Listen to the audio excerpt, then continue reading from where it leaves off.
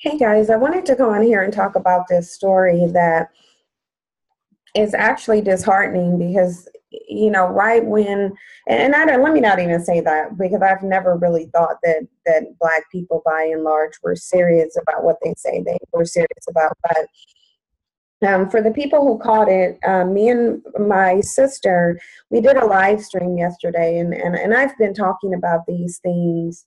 Um, Off and on. And by these things, I mean I've been talking about the fact that Black people, they've elevated these people to the level of God, and that is illustrated in a number of different ways. And one of those ways is the over acceptance of them, regardless to how racist they are or their background, while they will disregard and they'll disregard and throw away a Black person just for doing one thing. Like it's interesting because somebody told me there was a Black restaurant that they didn't like because of the customer service, and they said they'd never go back there. But then when you see Black people dealing with white people, all you do, regardless to how vile and racist and disgusting they are, all you do see is them doling out forgiveness and doling out love.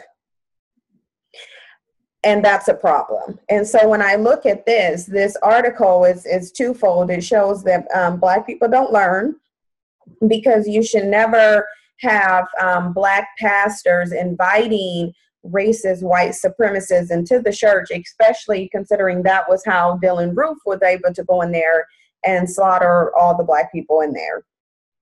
So this is showing that we're just not learning. Everyone is learning and progressing, and it also shows why Black people need to leave the Christian church alone. I don't know what it's going to take for Black people to see that this is toxic, but I also don't know what it's going to take for Black people to see that these people are who they are. Their nature is what it is, and they are beyond reproach. They're not going to change. This is just who they are. Because rest assured that even if this dude is not engaging in any actions that is hateful based on someone's race, he will be engaging in some kind of actions that are oppressive to other people, because this is just how they are. And going to a church to worship a fictitious God or being welcomed by a brainwashed, delusional, self-hating pastor won't change that. And so if you guys are looking at the table, it says, or the title, it said an ex-KKK member denounced hate groups 1 year after rallying in Charlottesville. And you have to understand why they're putting this on the news to begin with. They put these stories out here because they want you to believe that you can pray away racism, that if you just give forgiveness and give it time, then these people will not be racist. And that's just not the case. It only benefits them for you to believe that somehow you can pray their racism away or wait, and then with time, they'll not be racist. And that's just simply not the truth. There's been hundreds of years, and these people are who they are. That's not going to change. But I want to play this quick video and then go into some more commentary on it.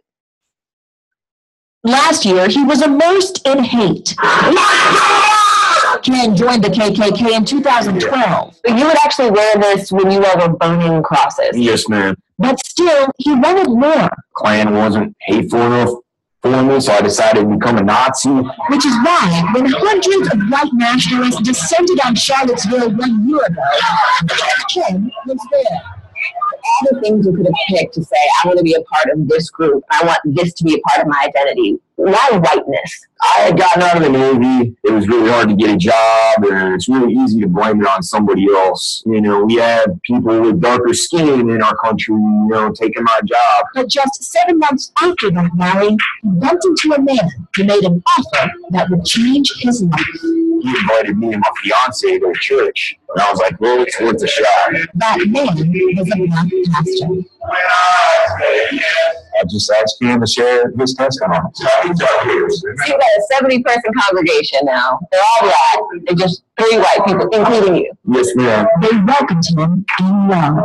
I thought, they would joke me, but no, everybody was like really funny. When we make it to heaven, heaven just don't be one race. What would you say to the people who you may have offended or hurt? I want to say I'm sorry. I know I spread hate and discontent. Probably made little kids scared to sleep in their own beds. And look, now, Ken is still navigating uncharted waters into a wave. Better than I did last time I had a wave on. As well. Logan Halford, NBC News, Jacksonville, Florida. Understand that this is why we cannot and will not have any progress. You don't notice, I want you guys to notice something. Notice how you don't see other races of people doing this. It's very important for people to understand that there's a reason why Black people are the only ones who have this mentality. And I get that people are going to sit there and they're going to say, oh, you got to understand it's the psychological condition of Black people. At this point, everybody understands the psychological condition of Black people. And while you understand the psychological condition of Black people, you also understand that the psychological condition of Black people doesn't matter as in terms of right now and saving your life. It really doesn't matter, because whether you sit here and say, well, we've been brainwashed for hundreds of years, that's not going to stop them from killing you. That's not going to stop them from benefiting off of your diminished capacity. Black people are not learning. Okay, you wouldn't see this going on with any other group of people who've had the history and current interaction with these white demons. You wouldn't see anybody responding this way but Black people. And then Black people think that because they're responding this way, this somehow makes them seem better and spiritually redeemable and morally superior in the eyes of a God that resembles the very people who are running around murdering them. Like, the whole psychology is ridiculous, and they'll sit here and argue this with you. But the reality of it is it's doing nothing. So when we look at what's going on in society, we have no choice but to look at ourselves. Because like I said, I can sit here and tell people about white supremacy all day, every day. But if all Black people are going to continue to do is coddle them and accept them and invite them into their churches, they're doing nothing different than the church that invited Dylan Roof in it, only to be met with extreme racial terrorism and violence and to be shot up and murdered. Black people do this. Other groups of people don't. It says nearly 1 year ago, Ken Parker joined hundreds of other white nationalists at a Unite the Right rally in Charlottesville, Virginia. I want to pause here because I have another thought. Understand that a man who couldn't find, mind you, he said he was in the KKK. The KKK wasn't hateful enough for him. It wasn't hateful enough for him. So he went to go find something more hateful, and you're going to tell me that him simply having that deep evil and hatred in his heart was washed away by simply a Black person inviting him to church?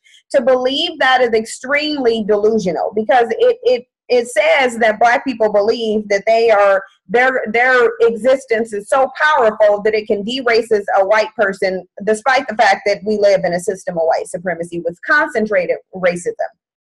So the fact that they would even think that this man is able to change in 1 year, even if he was going to change, it wouldn't be in 1 year for you to go from saying, okay, the KKK isn't hateful enough for me, so now I need to go over here to a Nazi, and then just like that, because a Black person invites him to church, he's somehow cured of all that hate. We have to be the dumbest, most naive, most unsuspecting, like animals don't even do this. Bugs are not even like this. You go around a beehive is going to attack you. They're not going to care they're not going to care. Dogs are not going to act like this. So, and the reason I say that, because these are supposed to be species of lower intellect, yet they have more of a sense of survival, more of a sense of recognizing enemies than Black people do. It does not make sense to me. It makes no sense why Black people think that it is rational for them to behave like this. It makes absolutely no sense. But I'll continue. It says, that day he wore a black shirt with 2 lightning bolts sewn onto the collar, the uniform of the National Socialist Movement, an American neo-Nazi group. In the past 12 months, his belief and paths have been radically changed by the people he has met since the violent clash of white nationalists and counter-protesters led to the death of Heather Hayers, 32. Again, if Black people's presence and love for white people could cure racism, you would be living in the country globally, there would be no racism. And yet the only thing that's happening is this love for your racism and this passivity is actually emboldening them to hunt you and kill you. And that's why they're putting this out here, because they're going to continue to reinforce this false message of, oh, love drives out hate. No, it doesn't. This man is just as hateful as he's always been. Just as hateful. And a fake, fictitious Jesus and a baptism by a coon pastor isn't going to do anything to change that. This is why I think Black people really need to get away from the church. It is detrimental. It is dangerous. It is the religion of the devil, period. And any Black person who is associated with Christianity is literally out of their mind. It says, now he looks at the shirt he wore that day, laid out in his apartment in Jacksonville, and sees that as a relic from a white nationalist past he has since left behind. But he haven't left that shirt behind, though. And he still has all that KKK regalia. So the funny thing is he's certainly keeping souvenirs. This is their new patch, he said, pointing to a symbol sewn on the sleeve. The old ones, they had a swastika on there. They wanted to rebrand themselves to not look as racist, to be more appealing to the alt-right crowd. Again, this Black people, I can't really. Really, this is very problematic mentality. As he lays out more paraphernalia on his living room coffee table, keep in mind that he still has. So if a really changed person will get rid of every reminder. I'll tell you how I know. I've done cigarette smoking, right? And coaching and healthy lifestyle coaching. And one of the things that smokers do, and usually any drug addict, regardless to what it is, any addict will do, is one of the first things we'll tell them to do is get rid of all of the reminders. Get rid of every reminder, throw it away, because it'll help you to truly move on.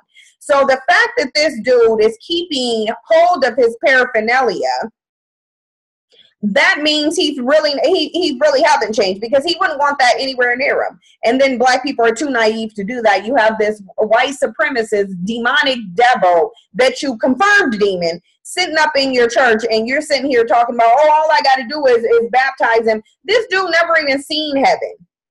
And if they can't even be in the sun on earth, how are they going to be in heaven? Closer to the sun. It makes no sense. And then the bottom line of it is, your spirit will be your spirit. Your physical body is what contributes to your race. So you have this dude sitting up here not even knowing what he's talking about, but these are who Black people listen to. This is probably why you had that chick a while back that I did, saying that Black men were the biggest tools of white supremacy.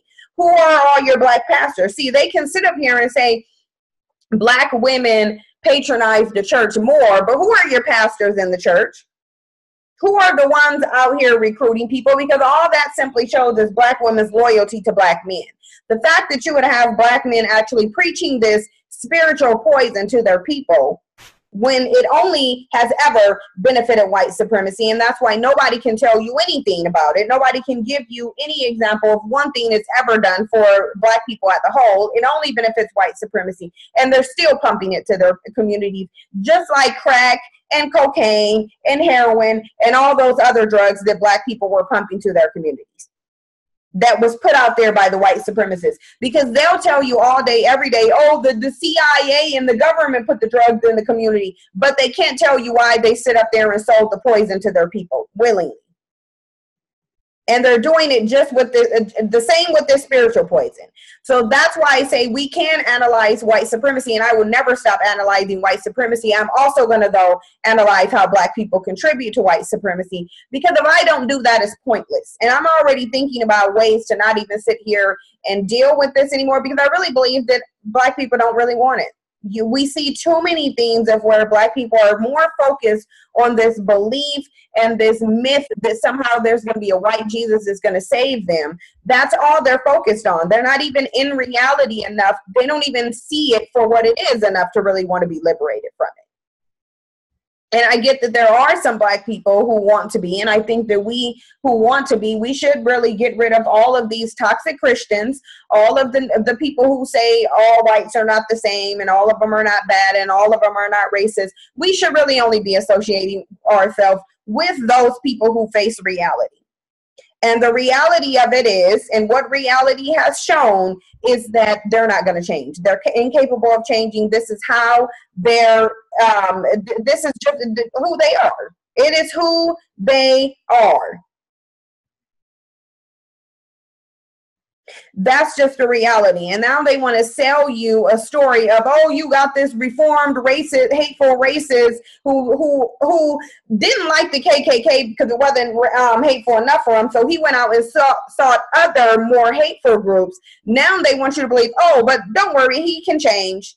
That's what they're basically telling you. And they're trying to tell you that because he is a reflection of white racist community. So they're trying to tell you if this man who was a Nazi because the KKK wasn't hateful enough for him, if he can change in a year, just give it a few more years and then racism will go away. Just invite him to church, pray with them, and realize that all races of people would be in heaven. When in heaven, even if it did exist, it would house spirits, and you wouldn't see a bunch of spirits of different races in there. You would see spirits. That's just the reality. They wouldn't be in there anyway. But this is what we're dealing with. You guys let me know what you think. Thank you for your support, and I'll see you in the next video.